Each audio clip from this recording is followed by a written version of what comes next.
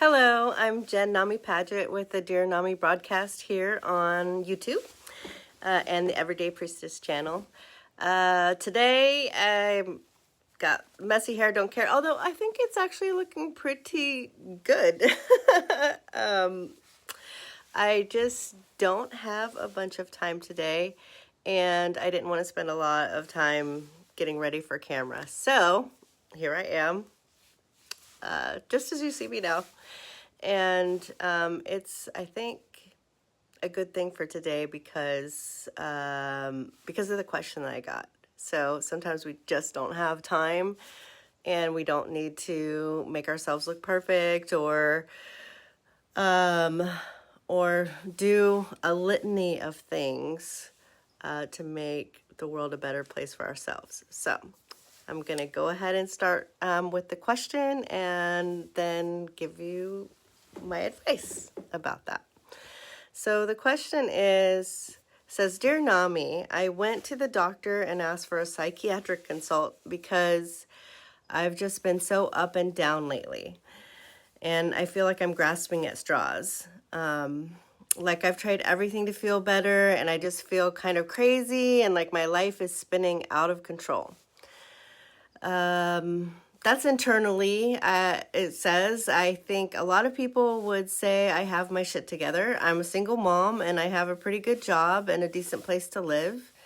But when I did go to the psychiatrist, she talked to me for like 20 minutes and then diagnosed me as bipolar and wants me on meds. My intuition says not to take them. So do you have it's spiritual advice? I don't have a lot of money for alternative treatments. So that's the question. I'm reading off a teleprompter for those of you out there who might be recognizing that. So I just want to make that clear. Also, oftentimes I'll put the answer in a teleprompter so I at least have a guide of how I want to answer and I don't miss anything, because I feel that works out better for me. So let's go ahead and answer this question. I guess, first off, I just have to say, wow, that's, thank you to this single mama out there who is providing everything for her little family. Thank you for everything that you're doing out in the universe to make that happen. It's not easy. I've done it myself, so I know.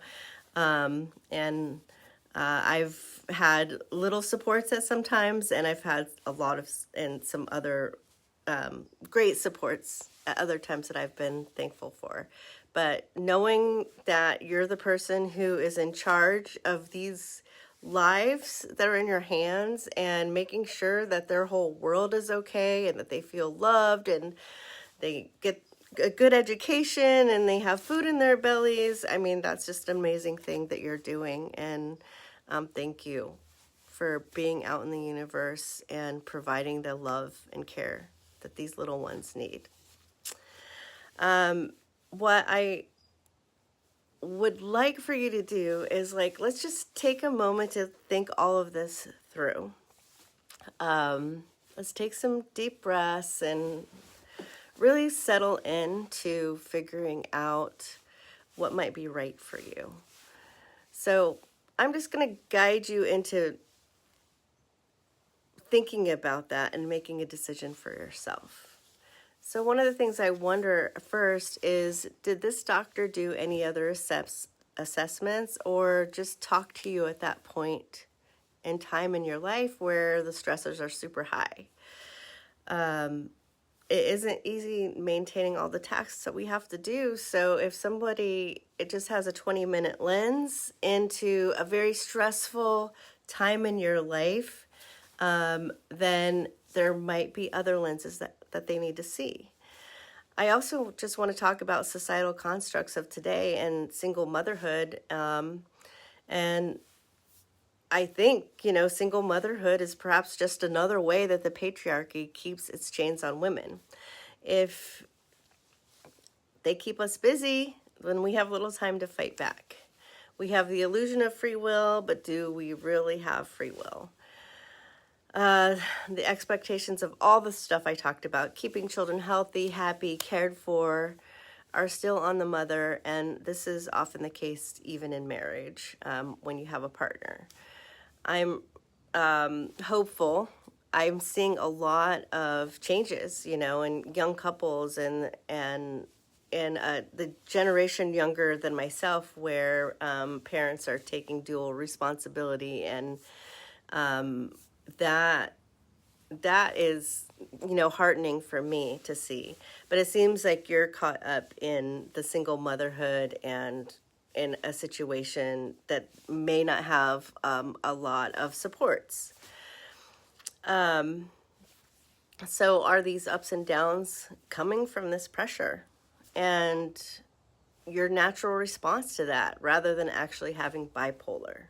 That's a question I'd like for you to ask yourself. In this world of more and more and more and go, go, go all the time, it's no wonder a lot of us feel crazy. So, yes, let's take a moment and breathe and really feel into this. I'm not a mental health professional, but I would say that if your intuition is saying that this isn't the right diagnosis, it's something to explore. Get a second opinion at the very minimum. But if you feel your life is in danger, definitely do this as quickly as possible. And there's always, help out there if you're on the edge of something that you think that you're not going to be able to pull yourself back from.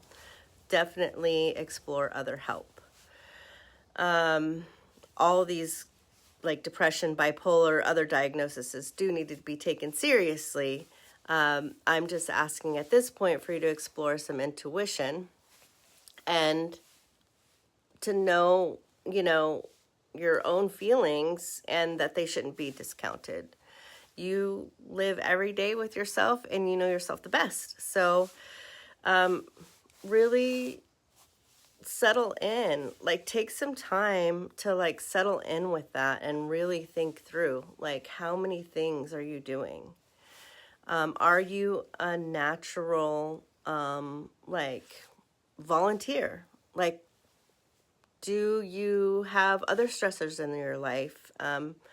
Have you had any past abuse that's gone on in your life? Have you had,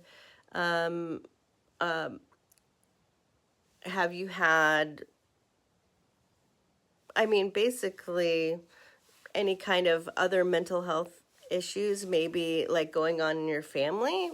And have you done work? If you've done some work, for instance, you may be more aware and in tune, that things are getting a little crazy. And so it feels like it's crazy internally when it's all this external stuff that's causing this craziness. So when you tune in, what does it feel like? Does it feel like all this stuff could start to go away if you are taking things off of your plate?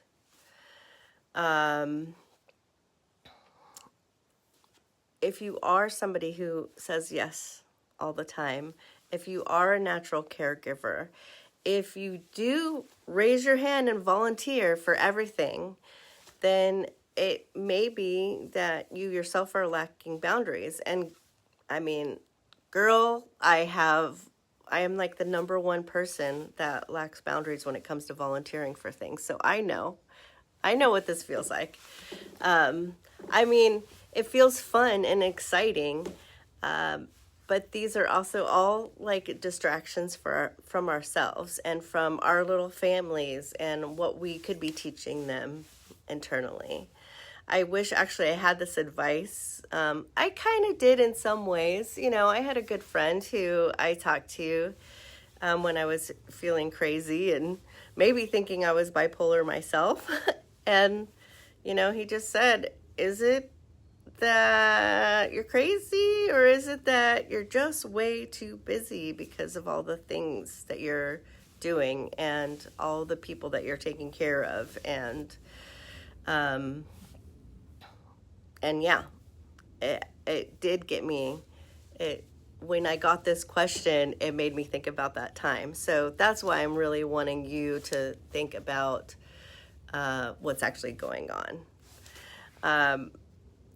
We keep unknowingly hopping onto this merry-go-round that was designed for us without our permission.